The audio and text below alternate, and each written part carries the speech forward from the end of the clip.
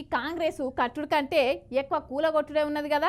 మొన్ననేమో హైడ్రాతోని, తర్వాత మూసి మురికి గడుగుతామని ఆ కాలువ పక్కపొంటున్న ఇండ్లన్నీ కూల్చే. ఇగో గిప్పుడేమో గీళ్ళు కూలగొట్టబట్టే. మళ్ళా ఇండ్ల బారాన మందం పేదోళ్ళ ఇండ్లే కూలగొడుతున్నారులా.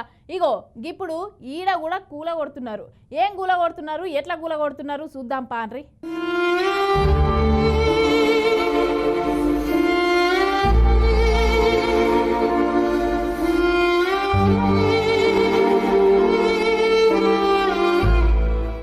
ఏం సర్కారో ఏమో కానీ మొత్తం పేదోళ్ళ మీదనే పగబట్టినట్టు కదా.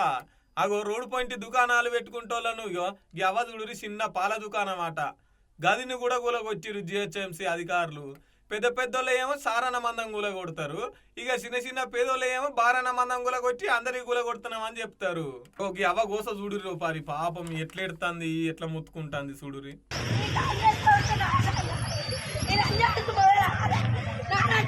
కడుపు కొడతారు రేవంత్ రెడ్డి. నీకు అమ్మ అక్క చెల్లుంటే నారాజులకు అన్యాయం జరగొద్దురా. మొత్తం నీ ప్రభుత్వం వల్ల రెడీ చేస్తుంది మొత్తం. ఇంకో కృష్ణారెడ్డి గారు నీ కాంగ్రెస్ అట నారాయణ దాన్ని అన్యాయం చేసేది. నీతి నిజాయితీ ఇల్లు కట్టిడా, ఇల్లు కట్టియాలి, లేకుంటే నీ పార్టీ ఉండదు. నాశనం అవుతుంది, నాశనం అవుతారు. నాశనం పళ్ళు పోతా, గాజులు వల్ల కొడతా, గాజులు వల్ల కొడతా, మొదలాడిపోతారు. నేను పిట్రోల్ పోసుకొని వస్తారు. ఇప్పుడు పిట్రోల్ పోసుకొని కాలు పెట్టుకుంటాం. అస్సలు కాదు, న్యాయం జరగాలి, ఆ న్యాయం జరగాలి. నేను అస్సలు కాను. నాకు ఇంత చెప్పకుండా సమాధానం. ఒక ఆడపిల్ల పాలమ్ముకొని బతికేదని గడుపు కొడతాను. నేను మొదలాడుకోను. యోగి ఉప్పల్ చిల్కనగర్ డివిజన్ల కళ్యాణపురి పార్క్ కాడ యోగి అక్క 20 ఏళ్ల నుంచి పాల బూత్ నడిపిస్తుందట. అగో జేసీ బెటగుల కొడుతుందో చూడురి. అక్క ఎంత మొత్తుకున్నా ఎంత తిట్టుతున్నా కూడా ఈ 20 ఏళ్ల నుంచి ఉన్న షాపును ఇవాళ జిహెచ్ఎంసీలు వచ్చి ఆ షాపును కూలగొడుతున్నారట. ఈ అక్క పాపం ఎక్కడేమేయగలేక పెట్రోల్ డబ్బా తీసుకొని కూర్చుందిగా నేను అని చెప్పి.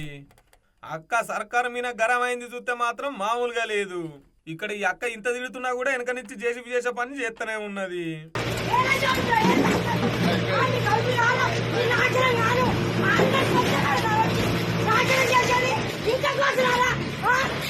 ప్రభుత్వం ఇంకా రాష్ట్రాల కాలమా?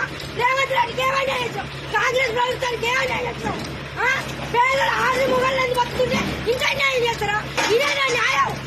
మాకు న్యాయం లేదా? 20 సంవత్సరాలు చుంటున్నా, 20 సంవత్సరాలు చుంటున్నా.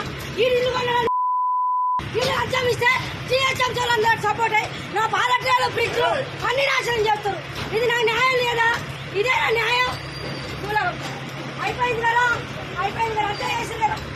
నన్ను కొట్టేసి, నన్ను కూడా చంపేసి చంపేయరా. పేద ఎన్నిళ్ళు కూడా పడతారా? నా చిన్న డబ్బాటే వచ్చిందా రంజాడుతున్నారా? మీరు నాశనం అయిపోరు, మీరు మొదలాడిపోరు. కంప్లైంట్ ఇచ్చిన నాశనం అవుతారు. ఎవరిచ్చినా మాకు తెలియాలి, ఎవరిచ్చినా తెలియాలి. నేను ఆడమని చెప్తారా అని ఇక్కడ ఉండి కష్టం చేసి 20 సంవత్సరాల నుంచి బతుకుతున్నా. నాకు న్యాయం జరగాలి. 20 ఏళ్ల నుంచి పాలబూతి అక్కకు అన్నం పెట్టేదాట. ఇక ఇప్పుడు ఆ పాలబూతి వాయి ఎట్లా బతకాలని చెప్పేసి అక్క గోస కాదు.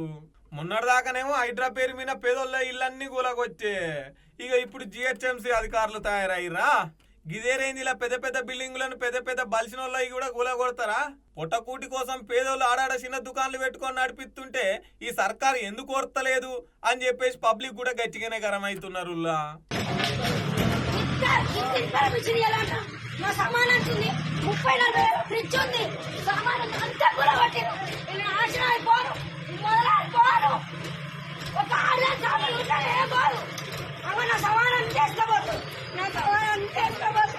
ఇది నాశనం అయిపోను, ఇది మొదలైపోను. కూలగొడితే కూలగొట్టిన అనుకుందాం కానీ మరి అక్కకు బతుకు తెరువు కూడా చూపించాలి కదా. చూపించినాక కూలగొట్టాలి కదా. అగో పేదోళ్ళు అంటే గింత కనికరం లేకుంటుందా సర్కార్కి అని చెప్పేసి ఈ ముచ్చట సోషల్ మీడియాలో బగ్గా వైరల్ అవుతుండేసరికి కింద కామెంట్లల్లో జనాలు మామూలుగా అరుచుకుంటలేరు పోన్రి.